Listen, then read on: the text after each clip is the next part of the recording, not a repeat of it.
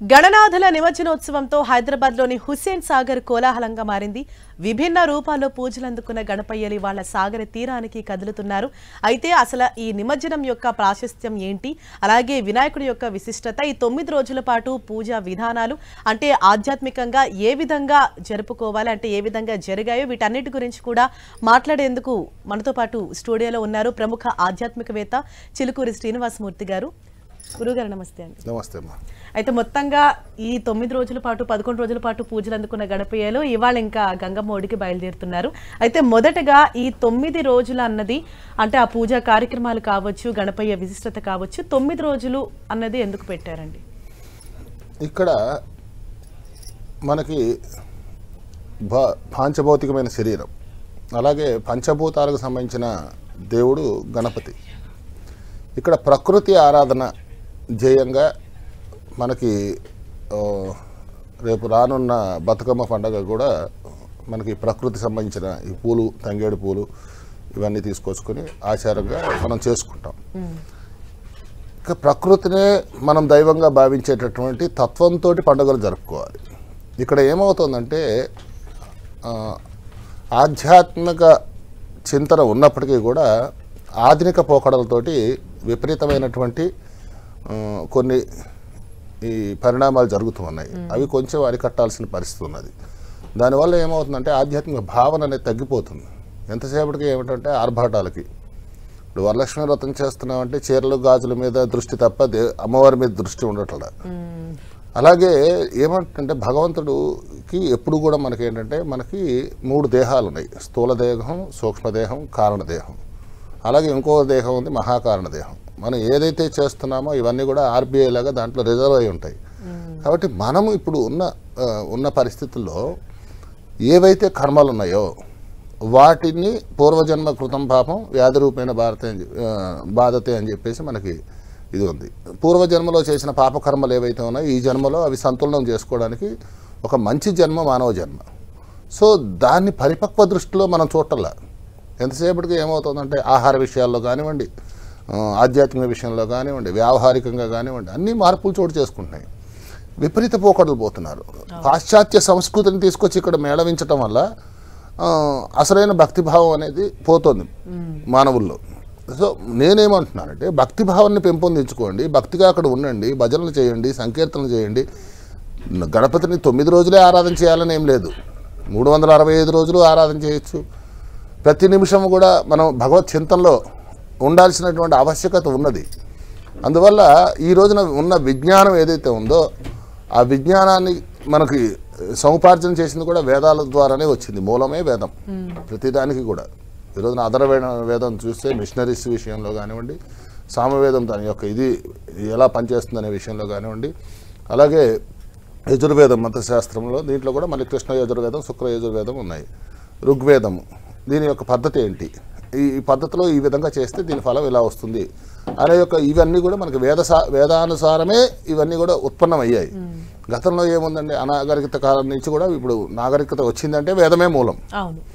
ఈ వేద మూలాన్ని మనం సంరక్షించుకోవాల్సిన బాధ్యత ప్రతి ఒక్క అక్కడ ఉన్నటువంటి పురోహితుడికి ఉంటుంది, ఆధ్యాత్మికవేత్తలకి ఉంది, పీఠాధిపతులకు ఉన్నది. అలాగే మనకి శంకరాచార్యుల వారు ఈ 4 పీఠాలు స్థాపించడం వల్ల ఇంకా ఇలా మనం బతికున్నామేమో అనిపిస్తుంటుంది. లేదంటే మనుషులను చంపుకొని తినే రోజులు వచ్చేసాయి. ఆల్రెడీ చూస్తున్నాము. ఇంతకుముందు ఎప్పుడైనా కానీ భార్యలు పోయి పోలీస్ స్టేషన్లో కంప్లైంట్, ఇప్పుడు భర్తలు పోయి కంప్లైంట్ ఇవ్వాల్సిన పరిస్థితి వస్తుంది.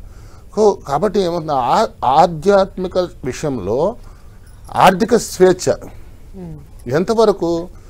నువ్వు అన్నదానం చేస్తున్నారు గణపతి మండపాల దగ్గర, నిజంగా లేని వాడికి పెట్టండి, ఉన్నవాడికి దానం ఏంటండి. సో దాన్ని అన్నప్రసాద వితరణ, ప్రసాదం అనేది ఒక మితంగా తీసుకోవాలి. మనకి శాస్త్రంలో చెప్పాడు మితాహారం తీసుకోమని చెప్పి.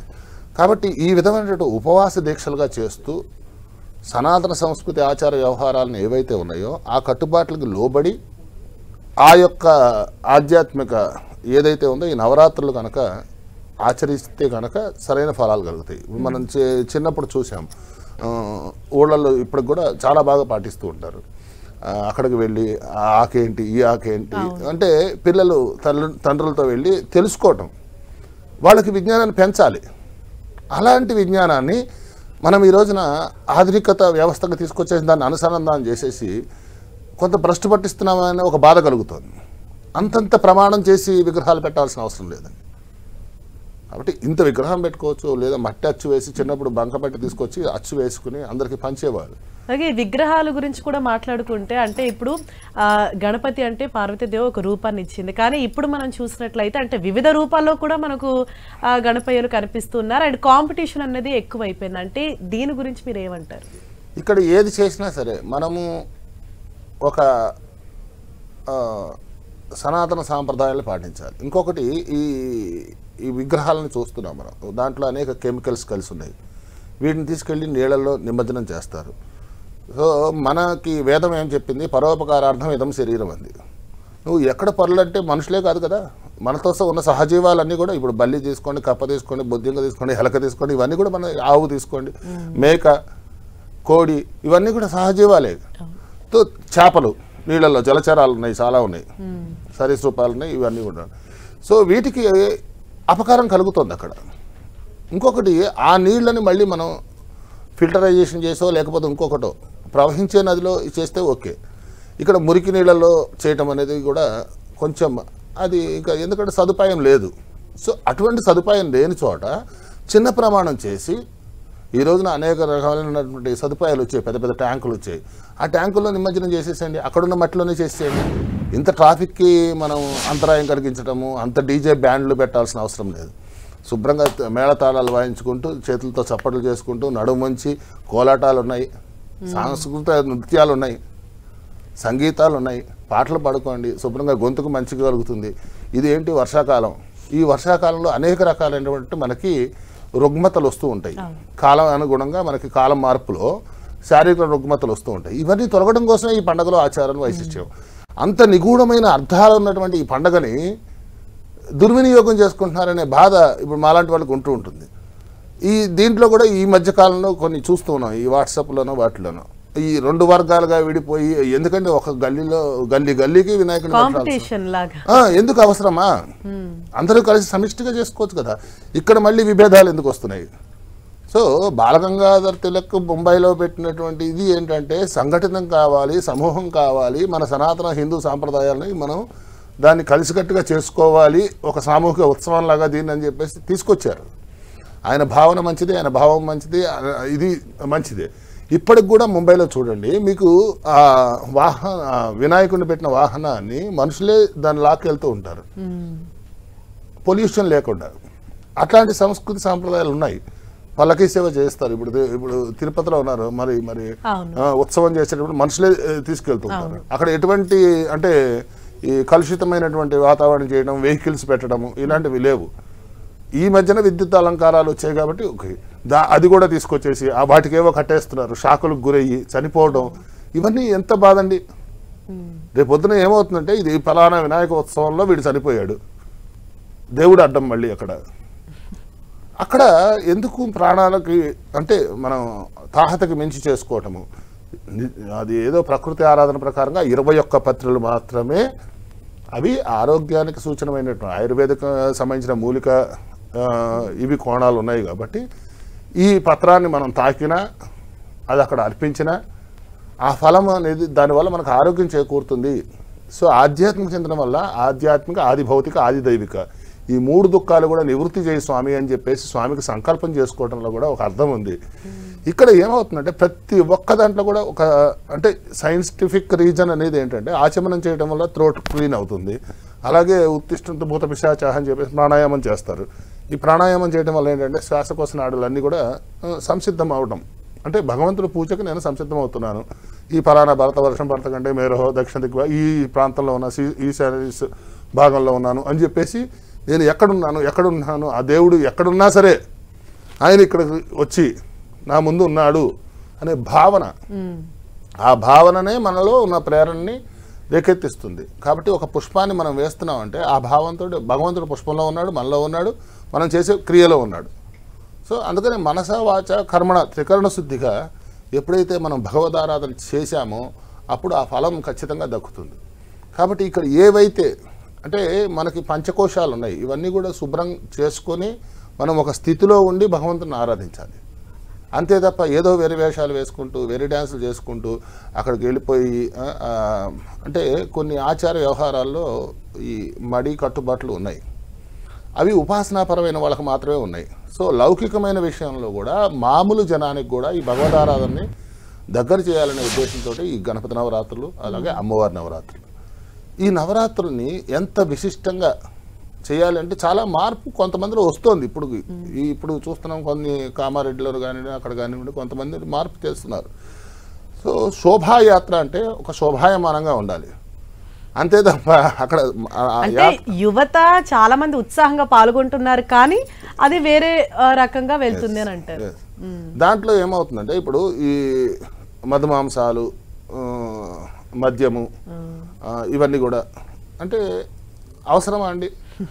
ఈ వివాహాల్లో కూడా విచిత్రమైన వ్యవస్థ అయిపోయింది.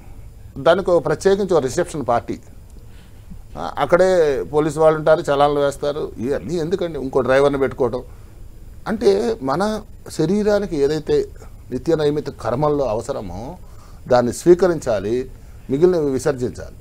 సో అలాగ ధార్మిక భావన ఏదైతే ఉందో ఆ భావం మనుషుల్లో ఇప్పుడు ఈ రోజున నేను హిందుత్వంలో ఒక హర్షించదగ్గ విషయం ఏంటంటే భక్తి పెరిగింది, కానీ భయంతో కూడిన భక్తి లేదు, భక్తితో కూడిన భయం ఉంది తప్ప. భగవంతుడు ఏదో చేస్తాడంటే భగవంతుడు ఏమీ చేయడు. నువ్వు కష్టపడాలి, భగవంతుడి యొక్క శక్తిని నువ్వు పొందగలిగినప్పుడు నువ్వు ఏదైతే ఆలోచన చేస్తున్నావో అది సుగమం అవుతుంది. ఇది ఒక్కటి మాత్రం ఆధ్యాత్మికంలో చాలా, అది చిన్న ఇంటర్లింకే. అది మనం ఏదో అనుకుంటాం, ఈ సెల్ సిగ్నల్ లాంటిది. అది ఒక్క టచ్ అయ్యిందంటే చాలు, నీకు ఏమీ అక్కర్లేదు, అన్నీ నీ దగ్గరికి వస్తాయి. ఈరోజు నాకు రోగం వచ్చింది, నేను కూర్చున్నాను అంటే ప్రతి ఒక్కరు వచ్చేసి అయ్యో అని చెప్పేసి సేవ చేస్తారు, చాలు. నువ్వు బాగున్నంతసేపు కూడా పరోపకారార్థం అయితే సరే, నేను బాగున్నంతసేపు కూడా పర్లకు ఉపకరించాలి, వీళ్ళందరికీ నేను చేయాలి. ఫలానా శ్రీనివాసమూర్తి గారు మంచి చేశాడు కాబట్టి ఆయనకి ఈరోజు బాగుండలేదు కాబట్టి మనందరం కూడా పోయి ఒక 100 యాపిల్స్, ఒక 50 కొబ్బరి బొండాలు అక్కడ వచ్చి ఉంటాయి, నేను తినగలనా? ఆ శక్తి నాలో అనారోగ్య స్థితి పొందినప్పుడు. కాబట్టి భగవంతుని మనం అందుకనే చెప్పా, ఆధ్యాత్మిక, ఆది భౌతిక, ఆది దైవిక, ఈ దుఃఖత్రయ నివృత్తి అర్థం.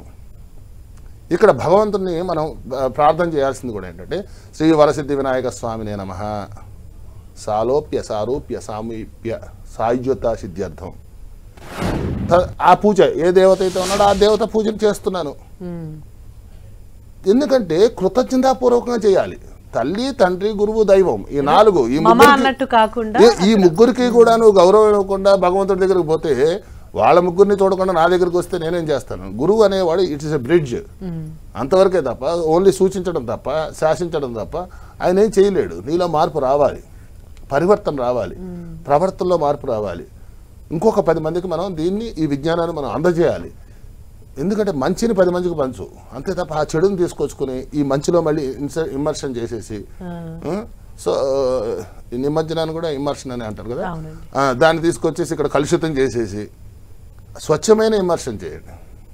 సో భక్తి భావాన్ని మనం ఇమ్మర్స్ చేసుకున్నప్పుడు అసలు హూ యామ్ ఐ అనేది ఫస్ట్ తెలుసుకుంటే అప్పుడు హూ ఇస్ గాడ్ అనేది తెలుస్తుంది.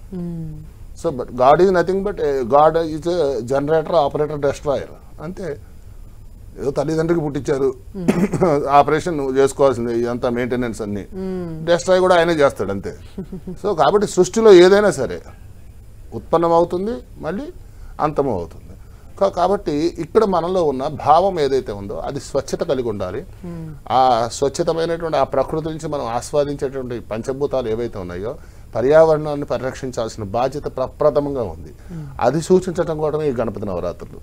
కాబట్టి పర్యావరణ పరిరక్షణ చేసుకోవాలి. అక్కడ మనం వెళ్ళటం వల్ల ఈ వర్షాకాలంలో అనేక క్రిమి కీటకాదులు ఏవైతే ఉంటాయో ఆ సస్యంలో కానీ ఆ చెట్లు కానీ మనం అవి టచ్ చేయడం వల్ల కొంచెం వాటికి కూడా అక్కడ చెల్లాచెదరు అవుతాయి. సో కాబట్టి వాటి పోషణార్థం అవి వస్తాయి, అంతవరకే ఆ పోషణ.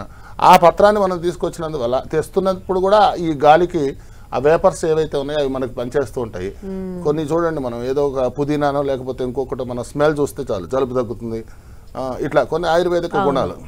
అలాగే కలబంద రాసుకుంటే ఇవి తొందరగా తగ్గుతుంది. ఈ రోజున కలబంద జ్యూస్ పెద్ద ఫేమస్ అయిపోయింది, అలాగే గుమ్మడికాయ జ్యూస్, ఇవన్నీ మనకు పాతకాలం సనాతన అమ్మమ్మలు, తాతలు, నానమ్మల దగ్గర నుంచి మనకు వస్తున్నవే ఇంటి వైద్యాలు, పెరటి వైద్యం. సో కాబట్టి ఈ విధంగా మన ప్రకృతి ఆరాధన, ప్రకృతి మనకి ఈ విధంగా ఉపకరిస్తుంది అని భగవంతుడు మనకి దాన్ని గుర్తు చేయడం కోసం అని చెప్పేసి ఈ ఉత్సవాలు ఏవైతే ఉన్నాయో దాంట్లో ప్రప్రథమంగా మనకి శ్రావణ మాసం భాద్రపదంలో వచ్చేది ఈ శుద్ధ చవితి రోజున ఈ వినాయక చవితి. ఈ వినాయకుడి యొక్క ఇది ఏంటంటే నరుడు మానవుడు ఒకటే అని నిరూపణ చేయడం కోసమే పరమేశ్వరుడు, ఆ పార్వతీదేవి కూడా ఆమె నలుగు పిండితోటి ప్రతిమ చేసి నేను చేసినటువంటి దీనికి నేను శక్తినిచ్చినటువంటి దీన్ని నువ్వు ఆ బాలుడు అడ్డగించాడని చెప్పేసి నువ్వు తలదూరి వచ్చావని చెప్పేసి ఆ సంభాషణ వచ్చేసరికి ఆయన అప్పుడే సంహరించిన ఉత్తరముఖంగా పడుకున్నటువంటి ఆ గజాసుడు ఏనుగుది అది తీసుకొచ్చాడు కాబట్టి దాన్ని పెట్టి ప్రాణప్రతిష్ఠ మళ్ళీ పునః చేశాడు. అంటే నరుడు మానవుడు ఒకటే. అలాగే నరసింహస్వామి, ఇలా వరాహస్వామి, ఇట్లా ఏంటంటే జంతువులు మానవుడు వేరు కాదు. అటువంటి తత్వంతో కూడుకున్నటువంటి భగవంతుని ఆరాధన చేస్తూ ఇక్కడ ఈ విపరీత చేష్టలు చేయడం అనేది కొంచెం బాధాకరంగా ఉంది. సో కాబట్టి అంతంత ప్రమాణంగా ఎంతంత ఎక్కువ పెట్టేసి ఆర్భాటాలు చేయాల్సిన అవసరం లేదు. భగవంతుడు నువ్వు ఎంత పెద్ద విగ్రహం పెట్టినా సరే అంత పసుపు గణపతి చేసి గణపతి ఆరాధన చేయాల్సిందే. అదే పూజ. అవును, మొదటగా చేసేది కూడా ఆ పూజనే, అదే షోడశోపచార పూజ తప్ప అక్కడ విశిష్టంగా నువ్వు చేసేది ఏమీ లేదు. ఇక ఏదైనా వైశిష్టంగా చేసుకోవాలి అంటే కనుక ఒక హోమం లాంటిది చేసుకుంటాం. ఒకరోజు చేసేది హోమము, మిగిలిన రోజు చేసేది యజ్ఞము, ఆ తర్వాత రోజులు పెంచుకుంటూ పోయేది అని యాగం అంటారు. సో ఇక్కడ ఏంటంటే దాని సంఖ్యాపరిమితిని బట్టి, మన అవసరాన్ని బట్టి, మన సంకల్పాన్ని బట్టి నిర్ణయించుకునేటువంటి పూజా విధానాలని తీసుకొచ్చి ఈ రోజున ఆ అర్చక కొంతమంది కొన్ని గణపతుల దగ్గర అయితే నైవేద్యాలు కూడా సరిగ్గా ఉండవు, అక్కడ పూజా క్రమాలు లేవు, ఏదో విగ్రహం పెట్టేసి దాన్ని నిమజ్జనం చేసేయటం. నెక్స్ట్ ఇంకొకటి తర్వాత నిమజ్జన పద్ధతులు ఉన్నాయి ఈ శోభయాత్ర చేయడానికి. ఈ మధ్యన కొత్తగా ఒక వింతపోకడు ఏంటంటే ఆగమయాత్ర అట. ఆ గణపతిని ఏది వాళ్ళ దగ్గర కొనుక్కుని తీసుకొచ్చేటప్పుడు కూడా అదో పెద్ద, మళ్ళీ దానికి డీజే. నెక్స్ట్ ఏంటంటే ఇది ఏదైతే ఉందో కట్టుబాట్లు పేరెంట్స్ కూడా కొంచెం చెప్పాలి, అవేర్నెస్ క్రియేట్ చేయాలి పిల్లలకి. అరే నాన్న వింత పోగొడలు పోకండి, జాగ్రత్త, మీరు ఈ విధంగా ఆచరించండి భగవంతునిది అని చెప్పేసి చెప్పాలి. లేదంటే వీళ్ళు కూడా ఉండి తీసుకురావాలి. అంతే తప్ప పిచ్చ డ్యాన్సులు ఏంటండి దేవుడి దగ్గర.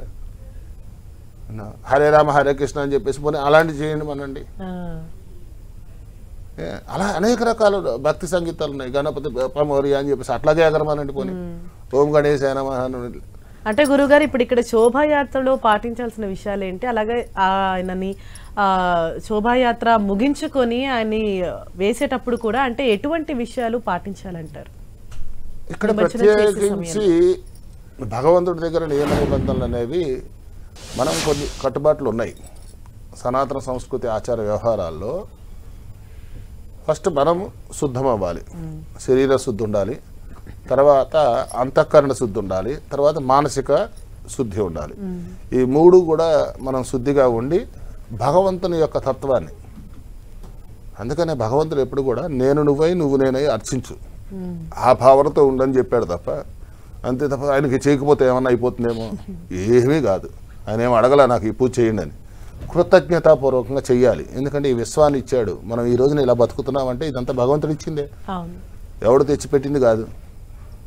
సో కాబట్టి క్రియేటర్ ఆయనే. కాబట్టి కృతజ్ఞతాపూర్వకంగా ఈరోజు జన్మనిచ్చారు, తల్లిదండ్రులు ఇచ్చారు, విద్య నేర్పాడు, గురువు నేర్పాడు. ఈ రోజున ఈ టెక్నాలజీ ఇలా ఉంది, ఇలా మాట్లాడాలి అనేది మనకు గురువు ద్వారా వచ్చిందే విద్య. సో కాబట్టి ఈ యొక్క తత్వాన్ని మనం అలవర్చుకొని గణపతి అనేది జగత్తుకు మాతాపితలను పరిచయం చేయడానికి పార్వతీ పరమేశ్వరులు ఇచ్చిన ఈ గణపతి. కానీ ఈ గణపతి కాకుండా అంతకుముందే గణపతి ఉన్నాడు సృష్టికి పూర్వమే. ప్రతిదీ ఒక గణమే. ఇక్కడ ఈ చెయ్యి ఒక గణం అయితే మోచెయ్యి ఇంకో గణం, మోచెయ్యి ఇంకో గణం అయితే మణికట్టు ఇంకో గణం, ఈ 5 వేళ్ళు ఇంకో గణాలు, ఇవన్నీ కలిపితే గణాలే. ఈ మొత్తం కలిపితే ఒకటి గణపతి.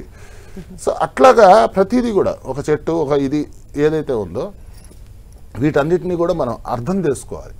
వేదం మంత్రం చెప్తోంది, వేద మంత్రంలోంచి వేద మంత్ర అర్థం తీసుకొని అది దానికి యమనియమాలు ఏవైతే ఉన్నాయో ఒక్కొక్క దేవుడికి ఒక్కొక్క తత్వాలు ఉన్నాయి.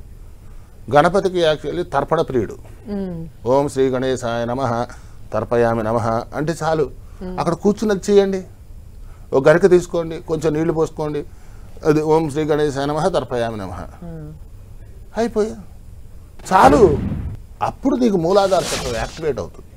You have to check it. అంత నిగూఢమైన అర్థాలు ఉన్నాయండి భగవత్ తత్వంలో. మనకి ఒక్కొక్క చక్రానికి సంబంధించిన అధిష్టాన దేవతలు ఉన్నారు. That's the all chakras is the energy centres.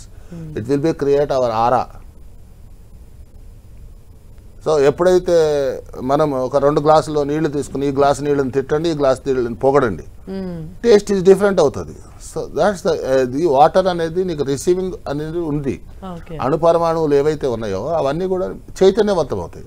అలాగే మనలో కూడా ఒక 75% వాటర్, 25% ఫుడ్ అలా ఉంటేనే అది బ్యాలెన్స్ అవుతుంది. సో ఈ విధంగా ఈ తత్వాన్ని మనం తెలుసుకుని భగవదారాధన చేస్తే తప్పకుండా మనం ఖచ్చితమైన ఫలితాన్ని పొందుతాం. ఇక ఆచార వ్యవహారాలకు వచ్చేసరికి గణపతికి ఈ ప్రాణప్రతిష్ఠ చేసే ముందు అసలు ఆ విగ్రహం అసలు ఫస్ట్ థింగ్ కెమికల్స్తో చేసిన విగ్రహం పనికి రాదు. మీరు ఎంత భారీ విగ్రహం తీసుకురండి, అక్కడ పసుపు గణపతిని చేయాల్సిందే, కలశస్థాపన చేయాల్సిందే, మంటపావాహన చేయాల్సిందే, ఆరాధన దేవతలు ఏవైతే ఉన్నాయో అన్నింటినీ కూడా మనం ప్రతిష్ఠ చేసుకుని ఇక్కడ కూడా శుభ్రత చేసుకోవాలి. ఎప్పుడు కూడా ఎండిపోయిన నిర్మాల్యాలు తీసేయాలి, మళ్ళీ ఫ్రెష్గా పూజ చేయాలి. ప్రతి ఒక్కళ్ళు ఏదో కంకణం కట్టుకున్నాం. కంకణంతో ఏం పని? అది షో. ఒక వ్రతం చేసుకుంటున్నావా, ఒక నోము చేసుకుంటున్నావా, అప్పుడు కంకణం కట్టుకోండి. నైవేద్యాలు ఎంతవరకు నైవేద్యం అనేది నీకు అక్కడ ఎంతమంది ప్రమాణం ఉంది, ఎంతమంది భక్తులు వస్తున్నారు, దాన్ని బట్టి నిత్య నైమిత్తిక నైవేద్యాలు ఏవైతే ఉన్నాయో ఆ నైవేద్యాలు పెట్టాలి. ఇంకొకటి అసలు ముఖ్యమైన విషయం ఏంటంటే లడ్డు అనేది గణపతికి ప్రీతికరమైంది కాదు. మోదకము అంటే అష్టద్రవ్యాలతో అది చేసి ఆవిరితో ఉడికించిన పదార్థాలే గణపతికి ఇష్టం. కుడుములు, ఉండ్రాళ్ళు, ఇదే ఇప్పుడు లడ్డూలే ఎక్కువగా ఫేమస్ అయిపోతాయి. పానకము ఒక లడ్డు కూడా ఉండట్లేదు, 2-3 లడ్డూలు. ఎప్పుడు కూడా భగవంతుడికి ఏంటంటే వండిన పదార్థం కంటే కూడా పచ్చివి. అది మీరు ఎప్పుడైనా భగవదారాధన చేసుకున్నాడు భక్తులు ఎవరైనా సరే 2 కప్పులు తీసుకోండి, ఇంత బెల్లం వేయండి, ఇంత పెసరపప్పు వేయండి. ఈ పెసరపప్పు నానిన తర్వాత ఆ నీళ్లు కొంచెం ఇట్లా వంచేసి పెసరపప్పు, వడపప్పు, పానకం ఈ 2 పెడితే మహానైవేద్యంతో సమానం.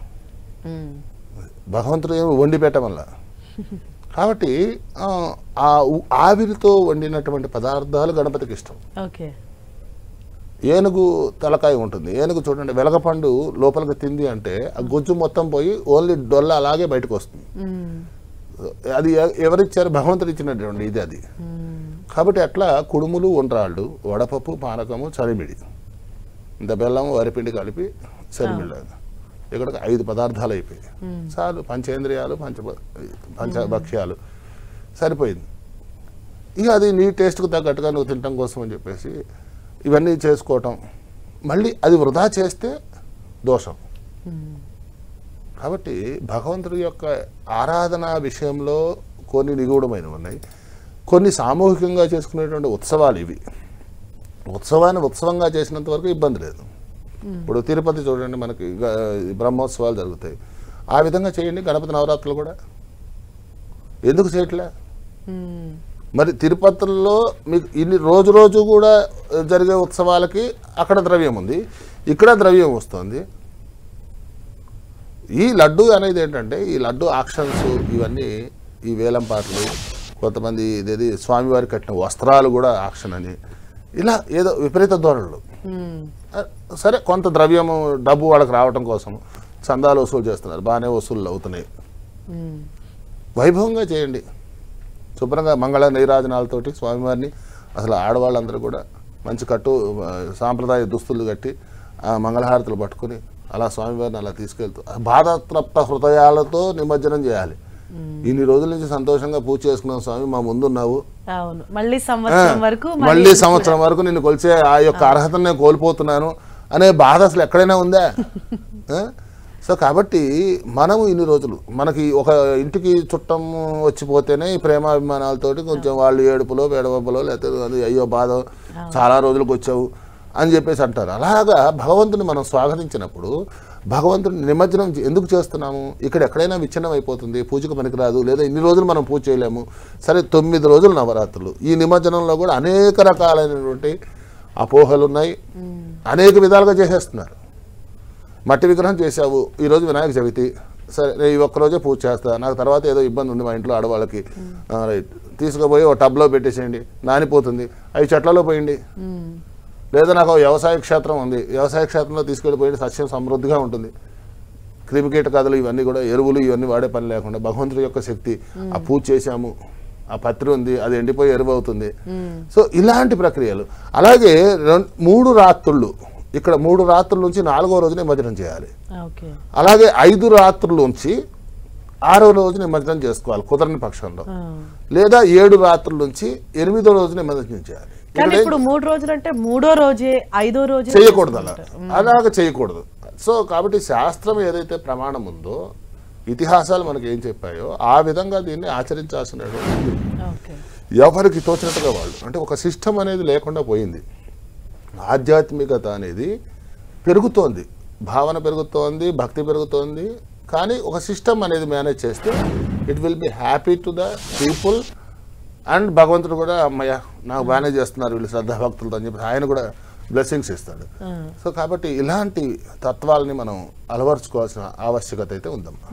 అంటే ముఖ్యంగా నిమజ్జనం చేసేటప్పుడు ఎటువంటి విషయాలు పాటించాలంటారా? నిమజ్జనం చేసేటప్పుడు అంటే కొంతమంది ఆయనకి ఏదైతే పూజలు చేశారో ఆ పత్రి కావచ్చు, ఆ పూలు కావచ్చు, అన్నిటితో పాటు నిమజ్జనం చేస్తూ ఉంటారు. అంటే కొంతమంది ఏమో అలా చేయకూడదని అంటుంటారు. అంటే చాలా రకరకాల అపోహలు ఉన్నాయి. ఇక్కడ ఏంటంటే ఫస్ట్ థింగ్, కెమికల్ గణేష్ అనేది నిమజ్జనానికి పనికిరాదు. పాయింట్ 1. ఇక పత్రి, అక్కడ ఉన్నటువంటి వ్యర్థాలు ఏవైతే ఉన్నాయో అవి ఒక ఎరువుగా ఒడ్డున వేయాలి. గణపతిని కూడా తీసుకెళ్ళి చేతులతోటి ఆయన ఇలా మునిగే విధంగా, అంటే ఆ ముఖం మన వైపు ఉండి ఆ నిమజ్జనం జరిగే ప్రక్రియ చేసుకోవాలి. ఇక దీంట్లో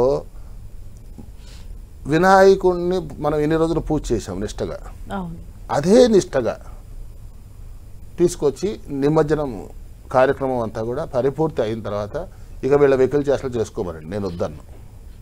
ఎందుకోసం అంటే ఎవరి ఇష్టం వాళ్ళది, యువత వాళ్ళ ఇష్టం, పిల్లలు వాళ్ళ ఇష్టం ఉంటుంది. ఇక్కడ ఇది ఒకళ్ళు కాదండి, ఇక్కడ చిన్న పిల్లల దగ్గర నుంచి వృద్ధుల దాకా అందరూ పార్టిసిపేట్ చేసే వస్తాం వినాయక నవరాత్రులు. ఎందుకంటే ఈరోజు టుడే అపార్ట్మెంట్లలో కానివ్వండి, లేకపోతే కాలనీస్ అసోసియేషన్స్ కానివ్వండి, లేకపోతే ఇప్పుడు కొన్ని గణపతి ఉత్సవ కమిటీ ద్వారా ఇవి. నేనేమంటున్నానంటే గవర్నమెంట్ దీంట్లో కూడా ఏంటంటే సుప్రీంకోర్టులో దీని మీద ఒక పిల్ వేయాలి, ఎవరైనా కరెక్ట్గా అయిన వాళ్ళు ఉంటే కనుక. ఇంత ప్రమాణం దాటి విగ్రహాలని పెట్టకూడదు, పర్యావరణకు ముప్పు అయ్యేటటువంటి విగ్రహాలను అసలు పర్మిషన్స్ ఇవ్వకూడదు. Even the government also, police permissions కానివ్వండి, లేకపోతే ఎలక్ట్రిసిటీ పర్మిషన్స్ కానివ్వండి, రెవెన్యూ కానివ్వండి, మున్సిపాలిటీ కానివ్వండి, అంటే ఇన్ని సంస్థలు పనిచేస్తున్నాయి. కానీ ఈ రోజున ఏమవుతుందంటే ఇప్పుడు పొల్యూషన్ వెహికల్స్, ఇప్పుడు సపోజ్ మేము స్టూడియోకి వస్తున్నాము, ఓ పెద్ద వెహికల్ పెట్టారు, అది ఎంత ట్రాఫిక్ డిస్టర్బ్ చేస్తుందంటే, దాని నుంచి ఎంత పొగ వస్తుందంటే, ఇది అంటే ఆ పాడైపోయిన వాహనాలు, అంటే దీంట్లో ఆర్టీఏ పాత్ర కూడా ఉండాలి. ఎందుకంటే ఆ ఫిట్నెస్ ఏవైతే ఉన్నాయో వాటిని అక్కడనే క్లోజ్ చేసి పారేయాలి.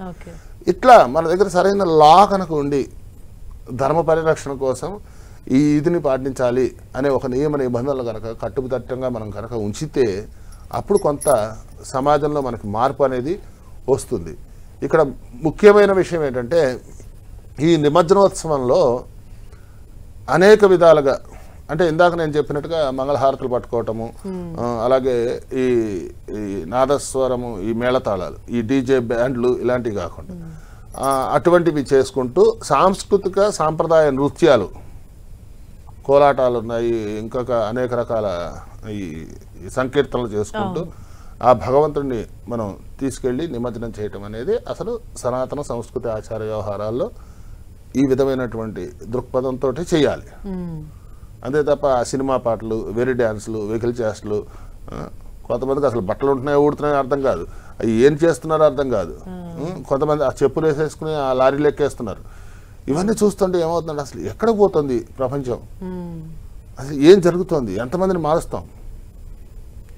సో అలాగ మనం చూసి దాన్ని ఖండించగలుగుతాం తప్ప ఇది అంటే ఒకప్పుడు కేవలం మట్టి విగ్రహాలనే పూజించేవాళ్ళం పాతకాలంలో. దాని తర్వాత రాను అంటే ఇప్పుడు కూడా చాలా తక్కువగా పెడుతున్నారు మట్టి విగ్రహాలు. అంటే మిగతా ఏంటంటే కలర్స్ ఎక్కువగా ఉంటాయి. ఇప్పుడు ప్లాస్టర్ ఆఫ్ ప్యారిస్ కావచ్చు, మిగతాది. అంటే అందువల్ల ఆ పెద్ద పెద్ద విగ్రహాలు పెడుతున్నట్టు కనిపిస్తుంది. దీంట్లో ఆకురసాలు, బియ్య పిండితోటి, పసుపు కుంకుమ, ప్యూర్ పసుపు కుంకుమ తోటి కూడా అలంకారాలు చేయొచ్చు. అంటే మీకు కంటికి ఇంపుగా కావాలనుకున్నప్పుడు న్యాచురల్ కలర్స్తో చేయండి. వాటిలో అమ్మోనియా, సల్ఫర్లు, అవి ఇవి, ఆ ప్లాస్టర్ ప్యారిస్లు, తర్వాత అదేదో దాన్ని ఏమంటారండి, దాన్ని ఆ షీట్స్ని, ఇవన్నీ కూడా అవన్నీ వాడేసి ఆ స్ప్రేలు చేసేసి అవును విన్నారా, అసలు ఒక పెయింట్ వేసిన విగ్రహం పనికిరాదు. పెడితే పూర్తి రాతి విగ్రహం పెట్టుకోవాలి, లేదా శుభ్రంగా అక్కడ ఉన్న దేవాలయానికి పోయి మనమే సేవ చేసుకుంటే సరిపోతుంది. అది లేదు మీ ఇంట్లో ఏదో మట్టి గణపతిని చేసేసుకుని ఆ టబ్లో పెట్టేసుకుని నిమజ్జనం చేసేయండి. నేను ఏమంటున్నా అంటే దేవాలయాలను పోషించండి. అనేక చోట్ల ఇప్పుడు మనకు సికింద్రాబాద్ గణపతి దేవాలయం ఉంది, అలాగే ఇంకో కొన్ని చోట్ల ఇంకోటి గణపతి మన బోరబండ్ల అట్లా ఉంది. ఇట్లాగా నేను ఉన్న దేవాలయాల్లోనే విశేషంగా పాల్గొనండి, ఆ దేవాలయం అభివృద్ధి అవుతుంది కదా. ఎంత ప్రజాధనం దుర్వినియోగం అవుతుంది. నేనేమంటున్నా అంటే లేనివాడికి పెట్టండి. ఇప్పుడు అనాథ శరణాలయాలు ఉన్నాయి, డెఫ్ అండ్ డమ్ ఉన్నది, హ్యాండిక్యాప్డ్ వాళ్ళు ఉన్నారు, వాళ్ళకి శుభ్రంగా ఈ వచ్చిన ఫండ్స్ తోటి తీసుకెళ్ళి వాళ్ళకి ఏదైనా వెహికల్ లాంటిదో లేకపోతే వాళ్ళకి హియరింగ్ ఎయిడ్స్ వాళ్ళకి కొనివ్వండి. నిజంగా ఆకలితో బాధపడుతూ రోడ్డు మీద ఉన్నారు చాలామంది, వాళ్ళకి భోజనం పెట్టండి. ఉన్నవాడికి ఎందుకండి అన్నదానం? కాబట్టి ఈ విధంగా నేను ఏంటంటే పరిణామాలని కొంచెం మార్పు చేయండి, చెయ్యండి, ఆచరించండి. మీరు చేస్తున్న బాగుంది, సమాజానికి సేవ చేయండి, సంస్కృతిని కాపాడండి, ఆచార వ్యవహారాలను భ్రష్టు పట్టించద్దు. సో దాన్ని రోడ్డు మీదకి తీసుకొచ్చి మనం మన హిందుత్వాన్ని, అంటే హిందుత్వంలో ఉన్న భావజాలాలు ఏవైతే ఉన్నాయో వాటిని పెంపొందించండి తప్ప ఈ దుశ్చర్యలు, ఈ దుశ్చేష్టలు, అది ఉత్సవాలను ఇంకా వైభవంగా చేయొచ్చు. ఎందుకంటే ధనం సమృద్ధిగా ఉంది. ఈ విపరీతమైన ఇప్పుడు ఇవన్నీ ఎందుకంటే ఈ ఖర్చులన్నీ కూడా అంతంత ఆర్భాటాలు చేయాల్సిన అవసరం లేదు కదా. భక్తి భావంతో మన మనుగడకి దృష్టిలో పెట్టుకుని ఇందాక చెప్పినట్టుగా పరోపకారార్థం ఏదో శరీరం అన్నట్టుగా సేవలు చేయండి. వాళ్ళు ఎంతోమంది చూస్తుంటారు. మనం ఇప్పుడు వెళ్తూ ఉంటాం పాపం, అందులో వాళ్ళు ఆ పాటలు పాడుతూ ఉంటారు పాపం ఆ జ్ఞానంతో. సో అలాంటివి చాలామంది ఉన్నారు, అనాథ శరణాలయాలు ఉన్నాయి. దానికి తోడు ఇవాళ రేపు మనం ఈ అమెరికాలో వెళ్తున్నారు పేరెంట్స్ని, వృద్ధాశ్రమాలు ఎందుకు వచ్చేయండి? ఫస్ట్ నేనేమంటున్నా అంటే you have to serve your parents first, then మన వేద సంరక్షణ ఏదైతే ఉందో కొన్ని వేద పాఠశాలలు ఉన్నాయి, పోండి. ఆధ్యాత్మిక సంబంధించిందే కదా. ఆ వేద పాఠశాలలో చాలామంది విద్యార్థులు నేర్చుకుంటూ ఉన్నారు. వాళ్ళకి ఏమిటి, వాళ్ళు విద్య నేర్చుకుని రేపు పొద్దున మళ్ళీ మీకు ఇలాంటి పూజలకు ఉపయోగపడతారు. అలాంటి వాటికి మీరు సహకరించండి, దాన్ని పెంపొందించండి. దాంతోపాటు మీ భావాలు ఏవైతే ఉన్నాయో ఇంకొంచెం పరిపక్వత పెరుగుతుంది. అప్పుడు ఈ దుశ్చర్యలు కొంచెం తగ్గుతాయి. అలాగే గురుగారు ఇంకా మనం మాట్లాడుకుందాము. ప్రస్తుతానికి ఖైరతాబాద్ మహాగణపతి శోభాయాత్ర అన్నది ప్రారంభమైంది. ఉదయం నుంచి కూడా అంటే కొంత ఆలస్యమైంది శోభాయాత్ర ప్రారంభం అవటానికి, అంటే ఆ వెల్డింగ్ పనులు పూర్తి చేయడానికి ఎక్కువ టైం పట్టింది. సో 1 గంట 2 గంటలు ఆలస్యంగా అన్నది శోభాయాత్ర ప్రారంభమైంది. అయితే ట్యాంక్ బండ్కు ఈ శోభాయాత్ర ముగించుకుని ట్యాంక్ బండ్కు చేరుకోబోతుంది మహాగణపతి. క్రే నెంబర్ 4 ద్వారా నిమజ్జనం అన్నది జరుగుతుంది. మరింత సమాచారంతో మా ప్రతినిధి కిరణ్ మనకు అందుబాటులో ఉన్నారు. కిరణ్, శోభాయాత్ర ఇప్పుడే ప్రారంభమైనట్లు తెలుస్తోంది ఖైరతాబాద్ మహాగణపతిది. మన నిమజ్జనం కంప్లీట్ అయ్యేందుకు అంటే సుమారు ఎంత సమయం పడుతుంది కిరణ్? హరీష 2 గంటల ఆలస్యంగా ఖైరతాబాద్ మహాగణపతి సంబంధించిన శోభయాత్ర ప్రారంభమైనట్టుగా మనం చెప్పుకోవాల్సి ఉంటుంది. కొద్దిసేపటి క్రితమే స్థానిక ఎమ్మెల్యే దానం నాగేందర్ వచ్చారు, ప్రత్యేక పూజలు చేస్తున్నారు. గత ఏడాదితో పోల్చుకుంటే కూడా 2 గంటల ఆలస్యం, ఎందుకంటే ఇప్పటికీ ఈ సమయానికి దాదాపుగా సెన్సేషన్ థియేటర్ దాటాల్సి ఉంటుంది. కానీ ప్రస్తుతానికైతే ఇంకా ఖైరతాబాద్ మండపం నుంచి కూడా సుమారుగా ఒక 10 అడుగుల ముందుకి ఖైరతాబాద్ బడా గణపతి శోభయాత్ర చేరుకున్నట్టుగా మనం చెప్పుకోవచ్చు. ఎందుకంటే కొంత వెల్డింగ్ పనులు ఆలస్యం కావడంతో కూడా శోభయాత్ర కొంత ఆలస్యమైనట్టుగా చెప్పుకోవాల్సి ఉంటుంది. గత ఏడాది మధ్యాహ్నం 2 గంటలకి ఇటు ఖైరతాబాద్ నిమజ్జనం పూర్తయితే ఈసారి కూడా కొంత 4 గంటలు అయ్యే అవకాశం ఉన్నట్టుగా తెలుస్తుంది. ప్రస్తుతానికైతే పోలీసులు అనుకున్న సమయానికి 2 నుంచి 3 గంటల ప్రాంతంలో శోభయాత్ర పూర్తి చేస్తామంటూ కూడా ఒక టాస్క్ను పెట్టుకున్న పరిస్థితి కనిపిస్తుంది. కొద్దిసేపటి క్రితమే స్థానిక ఎమ్మెల్యే దానం వచ్చారు. పెద్ద సంఖ్యలో కొద్ది గంటల క్రితం చూసుకుంటే ఇప్పుడు భక్త సనందోహం కూడా భారీగా పెరిగిన పరిస్థితి కనిపిస్తుంది. ఒకసారి మనం విజువల్స్ చూసుకోవచ్చు. 11 రోజుల పాటు ప్రత్యేక పూజలు అందుకున్న ఖైరతాబాద్ విశ్వశాంతి మహాగణపతికి సంబంధించి గత ఏడాదితో పోల్చుకుంటే ఈసారి 69 అడుగులలో కూడా చాలా సుందరమైన రూపంలో కూడా ఈసారి ప్రపంచంలో శాంతి కొరవడిన నేపథ్యంలో శాంతిని కాంక్షిస్తూ ఈసారి కూడా ఖైరతాబాద్ ఉత్సవ కమిటీ ప్రపంచం సుభిక్షంగా ఉండాలి, దేశాలన్నీ కూడా సుభిక్షంగా ఉండాలంటూ కూడా కోరిన పరిస్థితి. ఎందుకంటే ఎప్పుడు లేని విధంగా ఈసారి ఇటు పాకిస్తాన్ కొంత కవింపు చర్యలు పాల్పడడంతో కూడా ఆపరేషన్ సింధూర్తో చాలా ధీటుగా ఇటు పాకిస్తాన్ ఎదుర్కొన్న నేపథ్యంలో కేవలం ఇండియానే కాదు చాలా దేశాల్లో కూడా యుద్ధ వాతావరణం నెలకొన్న నేపథ్యంలో కూడా ప్రపంచ శాంతిని కాంక్షిస్తూ ఈసారి ఖైరతాబాద్ ఉత్సవ కమిటీ సభ్యులు కూడా 69 అడుగుల ఎత్తులో విశ్వశాంతి మహాగణపతిని కూడా ప్రతిష్ఠించినట్టుగా చెప్పుకోవాల్సి ఉంటుంది. ఒక్కొక్క ఏడాది ఒక్కొక్క ఆకారంలో ఖైరతాబాద్ గణపతి కూడా దర్శనమిస్తాడు. గత ఏడాదితో పోల్చుకుంటే ఈసారి కూడా చాలా ఎక్కువ క్రౌడ్ మొదటి రోజు నుంచి ఎండింగ్ నిమజ్జనం శోభాయాత్రలో కూడా పాల్గొంటున్నట్టుగా మనం చెప్పుకోవాల్సి ఉంటుంది. ప్రస్తుతం చూసుకోవచ్చు ఖైరతాబాద్ వడవీధులన్నీ కూడా భక్తజన సందోహంగా మారిన పరిస్థితి కనిపిస్తుంది. కొద్ది నిమిషాల క్రితమే మండపం నుంచి కూడా ఉత్సవమూర్తి భారీ వినాయకుడు 69 అడుగులు ఉన్న విశ్వశాంతి మహాగణపతి కూడా వినాయక సాగరానికి కదులుతున్న దృశ్యాలు మనకు కనిపిస్తున్నాయి. చాలా కన్నుల పండుగ నయనానందంగా ఖైరతాబాద్ మాడవీధులన్నీ కూడా ఉన్న పరిస్థితి కనిపిస్తుంది. అడుగు అడుగున కూడా బడా గణపతికి నీరాజనం పలుకుతూ శోభాయాత్రలో పాల్గొన్న పరిస్థితి కనిపిస్తుంది. ప్రస్తుతం విజువల్స్లో చూసుకోవచ్చు చుట్టుపక్కల బడా గణేష్ వస్తున్న ఏదైతే శోభాయాత్ర మార్గం ఉంటుందో కుడియడం వైపు కూడా భక్తులంతా కూడా ఆయనకి శోభాయాత్రలో పాల్గొంటూ వెళ్తున్న సందర్భం కనిపిస్తుంది. కాబట్టి చూసుకోవచ్చు విజువల్స్లో భక్తులు కూడా పెద్ద సంఖ్యలో తరలి వస్తున్న దృశ్యాలు మనకి కనిపిస్తున్నాయి. హరీష, కిరణ్, అంటే శోభాయాత్ర ఏ మార్గాల గుండా వెళ్తుంది? హరీష, ప్రస్తుతానికైతే ఖైరతాబాద్ మండపం నుంచి ఇటు సెన్సేషన్ థియేటర్, రాజ్దూత్, అదేవిధంగా బిఎస్ఎన్ఎల్, తెలుగు తల్లి ఫ్లైఓవర్, సెక్రటేరియట్, ఎన్టీఆర్ మార్గు మీద కూడా ట్రైన్ నెంబర్ 4కు చేరుకుంటుంది. అడుగడుగున కూడా సుమారుగా కొంత శోభయాత్ర కిలోమీటర్ల విస్తీర్ణం చాలా తక్కువగా ఉన్నా కానీ చాలా శోభాయమానానికి సంబంధించి కూడా కొన్ని వేల మంది లక్షలాది మంది శోభయాత్ర అడుగడుగున కూడా క్రౌడ్ పెరిగిపోతున్న నేపథ్యంలో కేవలం మండపం నుంచి కొంత అడుగు ముందుకు రావడానికి చాలా సమయం పడుతుంది. కాబట్టి ప్రస్తుతానికైతే భక్తుల తాకిడి కూడా పెరిగిపోయిన పరిస్థితి కనిపిస్తుంది. ఇటు సెన్సేషన్ థియేటర్, అదేవిధంగా రాజ్దూత్ హోటల్, అదేవిధంగా బిఎస్ఎన్ఎల్, అదేవిధంగా తెలుగు తల్లి ఫ్లైఓవర్, సెక్రటరేట్ మీదుగా ఇటు ఎన్టీఆర్ మార్గ్ నుంచి కూడా ఖైరతాబాద్ ట్రైన్ నెంబర్ 4 వద్దకి చేరుకుంటాడు. ఈ రూట్ మ్యాప్లకు సంబంధించి కూడా భక్తుల జనసందోహంగా మారుతుంది. అడుగడుగున కూడా భక్తులు విశ్వశాంతి మహాగణపతికి నీరాజనం పట్టేందుకు ఈసారి తమని విశ్వశాంతిని కోరుతూ కాంక్షిస్తూ 11 రోజుల పాటు తాము ప్రత్యక్ష పూజలు చేశాము, తమను సుఖ సంతోషాలతో చూడాలంటూ కూడా వేడుకున్న పరిస్థితి కనిపిస్తుంది. ఎందుకంటే ప్రతి ఏడాది ఖైరతాబాద్ వినాయక ఉత్సవాలు ముఖ్యంగా తెలుగు రాష్ట్రాలకు సంబంధించి కాదు దక్షిణాది రాష్ట్రాల్లో ప్రతి ఏడు కూడా ఖైరతాబాద్ మహాగణపతి సంబంధించి కూడా కొంత కేజీ పెరుగుతున్నట్టుగా చెప్పుకొచ్చింది. కరోనా తర్వాత కూడా ఒక్కొక్క రూపంలో ప్రజల ఆకాంక్షను కోరుతూ ప్రజలు సుఖ సంతోషాలతో ఉండాలని కోరుతూ కూడా ప్రార్థిస్తుంటారు. కాబట్టి ఈసారి విశ్వశాంతి గణపతి రూపంలో కూడా ఖైరతాబాద్ బడా గణపతి భక్తులకి దర్శనమిచ్చాడు, కనువిందు చేశాడు. కాబట్టి అంతే ఆడంబరంగా నిడాడంబరంగా కూడా చాలా భక్తులు ఈసారి ఆయనకి మొదటి రోజు ఎంత ఘనంగా పూజలు చేసి ప్రతిష్ఠ చేశారు. నిమజ్జనం అదేవిధంగా గంగమ్మడి చేసే సందర్భంలో కూడా భక్తులు అదే తరహాలో భక్తి శ్రద్ధలతో కూడా పెద్ద సంఖ్యలో వస్తున్నట్టుగా తెలుసుకుంటుంది.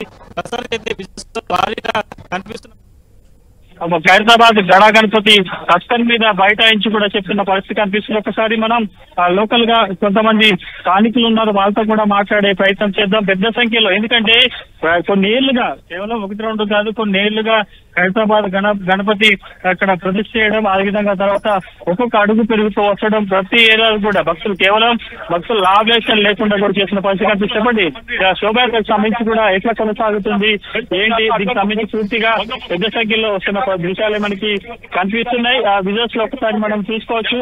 ఒకసారి చెప్పండి, శోభయాత్ర ప్రారంభమైంది కాబట్టి ఎట్లా ఉంది, క్రౌడ్ ఎట్లా ఉంది, ఎంతసేపట్లో ముందుకు మూవ్ అవుతుంది? లక్షల మంది భక్తులు పాల్గొంటూనే ఉంటారు. ఎందుకంటే ముఖ్యంగా ఖైరతాబాద్ వినాయకుడు ఉంటుందంటే ఒక ఉత్సాహం, ఒక ఆనందం.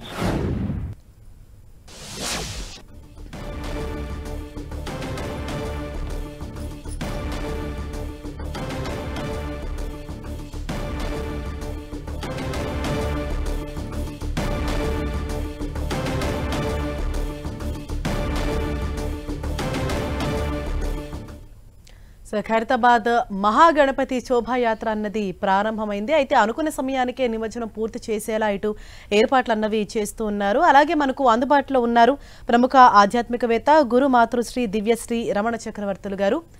నమస్తే అండి.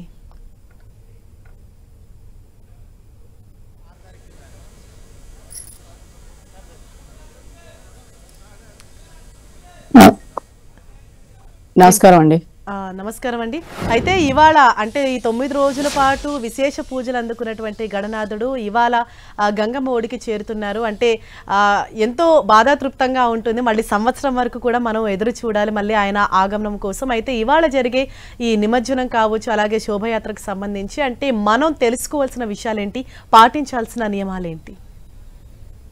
ప్రస్తుతం ఇవాళ రోజున మీరు అందరూ గణనాథుని ఎప్పుడైతే సాగనంపుతున్నారో మన ఇంటికి వచ్చిన ఒక అతిథి, ఆ అతిథి మనకి చాలా ఇష్టమైన వాడు కాబట్టి మనం ప్రతిరోజు రకరకాల నైవేద్యాలు పెట్టి రకరకాల పూజలు చేసి ఆయనని ఎంత ముద్దుగా కావాలంటే అంత ముద్దుగా ఒక చిన్న బాలుడిని చూసుకున్నట్టుగా చూసుకున్నాం. ఒక దేవుడు వస్తే గనక మనము బాలకృష్ణుడికి ఎలా చేస్తామో అలా చేసాం. ఇలా చేసి ఆరాధన చేసిన తర్వాత అలా వదలాలంటే కష్టం. ఇంకెవరికి ఇలా నిమజ్జన ఉత్సవాలు లేవు. కానీ గణనాథుడికి మాత్రం నిమజ్జన ఉత్సవాలు ఉన్నాయి. ఈ నిమజ్జన ఉత్సవాలు అనేసరికి మనకి వదలడం చాలా కష్టం. మనం దేన్నైతే ఎక్కువగా ప్రీతి చెందుతామో దాన్ని వదలడము అంత తేలికైన విషయం కాదు. దీన్ని వదిలేటప్పుడు ఎలాగా అని అయితే మనం గణనాథుడిని కదిలించినప్పుడు తగు మంత్రాలు, మంత్ర ఆరాధన ఇవన్నీ ఉంటాయి.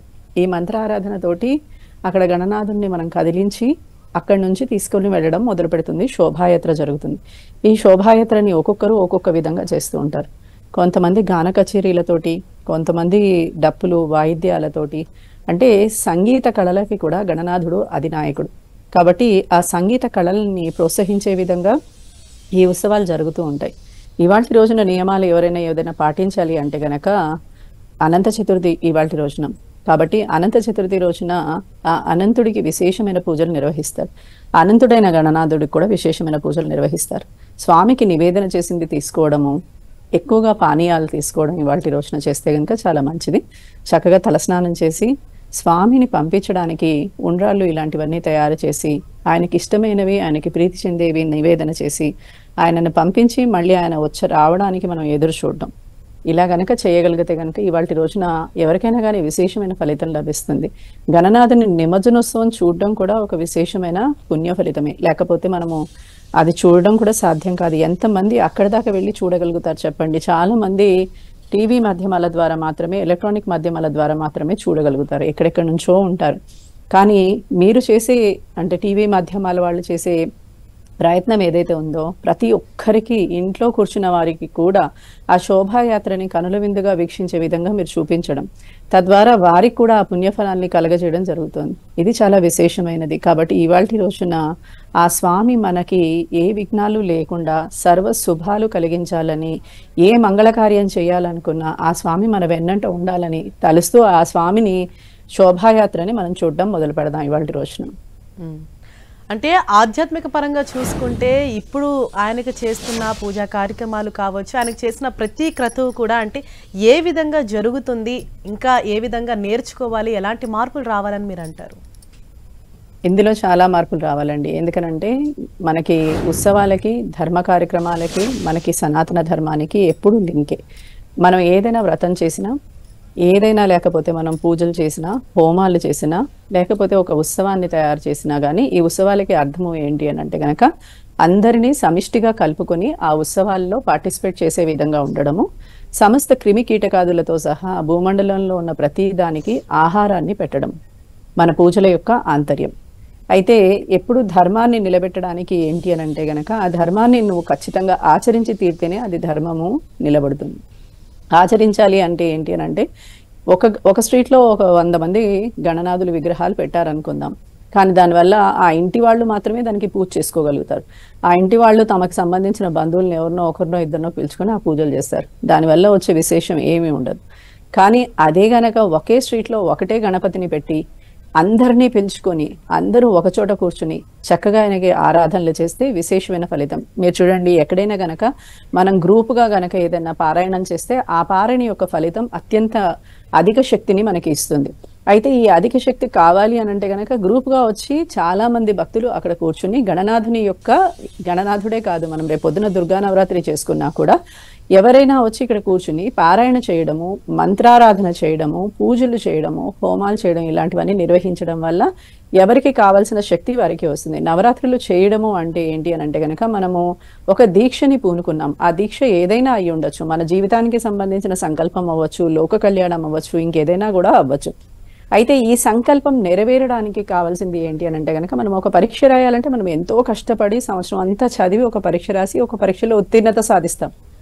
అలాంటిది 9 రోజుల్లో మీకు ఫలితాన్ని ఇస్తాను అని చెప్పి ఆ గణనాథుడు భూమి మీదకి వచ్చినప్పుడు అందరినీ మనతో పాటు తీసుకొచ్చి మనతో కూర్చోపెట్టుకుని మనం ఆరాధన చేయడానికి కావలసిన శక్తిని కూడగట్టుకోవడానికి మనం ఏం చేస్తున్నాం అంటే బోలెడన్ని పండాలు ఏర్పాటు చేస్తున్నాం. దీంట్లో డీజేలని లేకపోతే సౌండ్ సిస్టమ్స్లలో రకరకాల సినిమా పాటల్ని పెడుతున్నాం. కావాల్సింది ఏంటి? మంత్రారాధన. ఆ చుట్టూ ఉన్న ఏమంటారు అసాంఘిక శక్తులన్నీ పోవడానికి మనము చేసే ఈ మంత్రారాధన ఉపయోగపడాలి. అసాంఘిక శక్తులు ఎప్పుడైతే పోతాయో అప్పుడు అసురీ శక్తులు పోతాయి. ఈ అసురీ శక్తులు పోవడానికి కావాల్సిన సాధన చేయాల్సింది పోయి మనం రకరకాల సినిమా పాటలు పెట్టి ఎంటర్టైన్ చేయడానికి ట్రై చేస్తున్నాం. భగవంతుడిని ఎప్పుడైతే ఆరాధన చేస్తున్నామో భగవంతుడిని ఎంటర్టైన్ చేయడానికి ట్రై చేయాలి, కానీ మనం ఎంటర్టైన్ అవ్వడానికి ఆలోచించకూడదు. అప్పుడే మనకి ప్రశాంతత సిద్ధిస్తుంది. ఇది ఆలోచించాలి. అలాగే అండి గురువుగారు, ఇప్పుడు అంటే ఆవిడ కూడా అదే చెప్తున్నారంటే రాను రాను ఎక్కువ మంది పార్టిసిపేట్ చేస్తున్నప్పటికీ కూడా అంటే అది వేరే మార్గంలో వాళ్ళు వెళ్తున్నారని చెప్పేసి అంటున్నారు. అంటే ఏ విధంగా అవగాహన రావాలి అని అంటారు? అంటే పిల్లలకు కావచ్చు, పెద్దవాళ్ళకి కావచ్చు, అన్ని విషయాలు. మనం సనాతన ధర్మాన్ని ఇందాక మీతో అన్నాను, హూ యామ్ ఐ, నేను ఎవరు అనేది తెలుసుకున్నప్పుడు భగవంతుడిని మనం ఎలా ఆరాధించాలి అనేది అర్థమవుతుంది. కాబట్టి అర్ధరహితంగా చేయాలి తప్ప అర్థాన్ని మనం భావనగా, ఇప్పుడు సమిష్టిగా చేస్తే విశేషమైన ఫలం కలుగుతుంది. ఆ యొక్క స్థలమంతా కూడా ఒక పాజిటివ్ ఎనర్జీ క్రియేట్ అవుతుంది. ఇంతమంది సంకల్పం అనేది భగవంతుడి ముందు ఇక్కడ జరుగుతోంది కాబట్టి ఆ పర్యావరణం అంతా కూడా శుద్ధమవుతుంది. ఇందాక వారు అన్నట్టుగా అసాంఘిక ఇవి ఏవైతే ఉన్నాయో మనతో పాటు జీవించే జీవులు కూడా ఈ మంత్రశక్తి వల్ల ఆరోగ్యం ఫస్ట్ కుదుటపడుతుంది. ఎప్పుడైతే మానసిక ఆందోళనకు గురవుతాడో, భయానికి గురవుతాడో సగం ఆరోగ్యం చచ్చిపోద్ది. భయమే సగం చంపేస్తుంది మనిషిని. కాబట్టి ఇక్కడ ఏమవుతుందంటే సమిష్టి కృషి, ఇందాక అన్నట్టుగా ఎవరింట్లో వాళ్ళు పెట్టుకుంటే వాళ్ళదే. నేను ఇక్కడ చేసుకుంటున్నా అంటే ఇది నా స్వార్థం, నా ప్రయోజనం కోసం నేను చేసుకుంటున్నాను. సమిష్టిగా లోక కళ్యాణం కోసం జరిపేటటువంటి ఈ ఉత్సవాల్లో, అందుకనే మనకు భగవంతుడు యొక్క ఉత్సవాలు పెట్టిన కారణం ఏంటంటే అందరూ కూడా సమిష్టిగా సమూహం ఏకమై సనాతన సంస్కృతి ఆచార వ్యవహారాన్ని పెంపొందిస్తారనే యొక్క ఆలోచనతోటే ఇవన్నీ కూడా మనకు తీసుకొచ్చారు. సంఘటితం కావాలి. చూడండి, అన్యమతాలు మన ఇండ్లలో హనుమాన్ చాలీసా ఎంతమందికి వచ్చండి? భగవద్గీతలో కనీసం ఎన్ని శ్లోకాలు వచ్చు? భగవద్గీత ఇది పర్సనాలిటీ డెవలప్మెంట్ కోర్స్. అది ఈ మధ్యన మారింది. ఇంతకుముందు శవయాత్రలో పెట్టేవారు, ఇప్పుడు పెట్టట్లా. ఓం నారాయణాయ నమః లేకపోతే ఓం నమః శివాయ ఏదో పెట్టి తీసుకెళ్తున్నారు. So that is the personality development course. అది భగవద్గీత 18 అధ్యాయాలు 18 శ్లోకాలు కూడా దాని అర్థం కనుక వీళ్ళకి తెలిస్తే ఖచ్చితంగా వాళ్ళ జీవితం సుగమం అవుతుంది, బాగుంటుంది. అలాగా అంటే పురాణ ఇతిహాసాల్లో హోమం తీసుకోండి, పూజ తీసుకోండి, వ్రతం తీసుకోండి, ఎనీ క్రతువు తీసుకోండి, మనకి మంచి చేకూర్చడం కోసం. వరలక్ష్మి వ్రతంలో గత శ్రావణ మాసంలో మనకు జరిగిన వరలక్ష్మి వ్రతంలో చారుమతి ఏదో బ్రాహ్మణ స్త్రీ, ఆవిడకి ఏదో అంటే భగవంతుడు మన దగ్గరికి రావాలి అంతే తప్ప మనం చేస్తున్న పూజ వీడేంట్రా బాబు ఈ విపరీత ధోరణి అసలు ఇక్కడ రాకూడదు, ఆవాహయామి అంటే ఆయన నేను రాను అని చెప్పేసి అనేటట్టుగా చేస్తున్నాం మనం. కాబట్టి భక్తి శ్రద్ధలు ఏవైతే ఉన్నాయో ఆ పూజ మీద కూర్చున్న వాళ్ళ వరకే. మిగిలిన వాళ్ళు చూడండి ముచ్చట్లు చెప్తూ ఉంటారు. ఎందుకంటే ఇక్కడ వచ్చి ఖచ్చితంగా నేను పూజ చేసే చోట సైలెన్స్ మెయింటైన్ చేయండి, నిశ్శబ్దం. భగవంతుడి యొక్క దర్శనానికి పోయేటప్పుడు నిశ్శబ్దంగా వెళ్ళండి, నిశ్శబ్ద ధ్యానం చేయండి. మీరు ఇంట్లో కూర్చొని నిశ్శబ్ద ధ్యానం చేయండి, కళ్ళు మూసుకోండి. ఈ మూడో ఇది మన బురుగుట మీద ధ్యాస పెట్టి కూర్చోండి. పొద్దున 6 గంట సేపు, సాయంత్రం 6 గంట సేపు. అప్పుడు ధ్యానించండి భగవంతుని తత్వం తెలుసుకోండి. తత్వం తెలుసుకుని చేస్తే దాని ఫలం కలుగుతుంది సత్వరం. కాబట్టి అటువంటి తత్వంలో ఇప్పుడు అయ్యప్ప ఇది ఉంది. సో వేషధారణ ముఖ్యం కాదు. రోజున ఇలా వేసుకుంటే ఈయన గురువు గారు ఓ గడ్డం ఉండి ఓ వీపూది ఉంటేనే, అదే నేను కొంచెం గడ్డం అది చేసేసుకున్నా చిన్న బొట్టు పెట్టుకున్నాను అనుకోండి, ఆయనే ఉందని ఏదో చెప్తాడు అంటారు. సో దానికి ట్రెడిషనల్గా ఒక గుర్తింపు అనేది ఇదిగో ఇలా ఉండాలి. ఓ సూట్ వేసుకుంటే ఆఫీసరో లేకపోతే కంపెనీ ఎండిఓ, ఓ యూనిఫామ్ వేసుకుంటే ఆ కంపెనీలో ఎంప్లాయీ, ఇలా మనకు అన్ని నియమాలు పెట్టారు కదా, అడ్మినిస్ట్రేషన్ ప్రొసీజర్స్ కానీ లేకపోతే ఇంకొక విషయంలో కానీ. అలాగే భగవతత్వంలో కూడా సాంప్రదాయమైనటువంటి వస్త్రాలు కట్టుకోమన్నది కూడా కారణం ఏంటంటే నీ శరీరం సుఖవంతంగా ఉండటం కోసం, దాన్ని బంధించేయద్దు.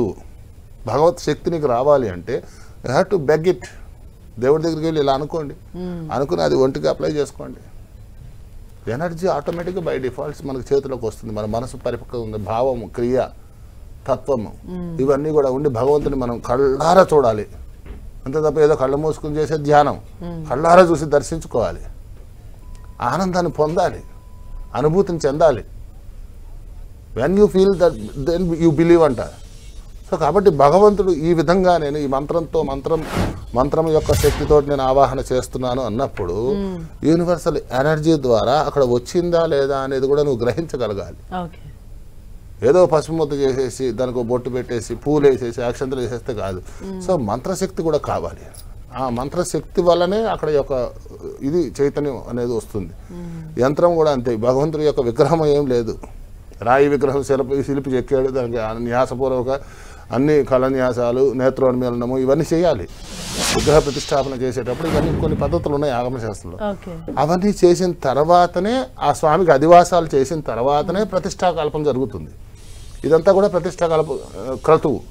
ఆ ప్రతిష్ట అయిన భగవంతుడికి యంత్రంలో ఉన్నటువంటి బీజము యొక్క శక్తే మంత్రంతో చైతన్యవంతమై ఆ యొక్క విగ్రహంలో ఒక ఇదిని తీసుకొస్తుంది. అక్కడికి వెళ్ళేసరికి చూడండి, మనం తిరుపతి వెళ్ళాము, అక్కడికి వెళ్ళి స్వామి కనపడడం గోవిందా గోవిందా అంటూ ఉంటాం. తన్మయత్వం వచ్చేయాలి. అలాంటిది మనం పందిళ్లలో పెట్టే గణపతుల దగ్గర కానివ్వండి రావాలి. ఆ భజన చేసామంటే ఆ భజన ఒక విపరీతమైన ధోరణిలో చేస్తున్నారు.